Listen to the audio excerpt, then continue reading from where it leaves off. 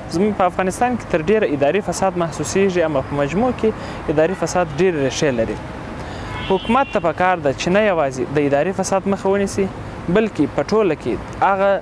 په نظام کې چې کم فاسدین دي، په نظام کې چې کم فساد موجود دی، هغه باید له منځه یوسي، ځکه چې اصلا هغه د اداري فساد ریښه چې ده په مجموع کې د حکومت له سر څخه هغه فساد چې موجود دی له هغه څخه ریښه اخلي. زه فکر کوم که په افغانستان کې په ادارو کې بالخصوص بیا په مرکزي اداراتو کې په هغه اساسي او کلیدي اداراتو کې د فساد مخه ونیول سي، دا ښکاره خبره ده چې افغانستان به د پرمختګ ولور ته بیول کیږي او افغانستان به د پرمختګ پر لور باندې یو ګام وړاندې ځي. د فساد لپاره مهمه دا ده چې حکومت او هغه اجرایه ارګانونه هغه لکه مثلا د امنیتي ملي ارګان دی او داسې نور ارګانونه دي، هغه د فساد په وړاندې جدي مبارزه وشي یا عملا په دې برخه کې کار وشي. خو اوس دلته بدبختي دا ده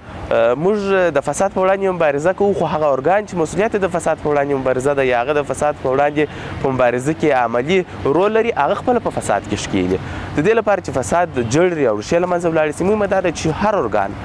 هر ارګان به طرف پاتې سي، بالخصوص هغه ارګانونه لکه نظامي ارګانونه دي چې هغه عملا په دې برخه کې په اصطلاح لاس په کاریږي، هغوی خو باید د فساد څخه پاک اوسي.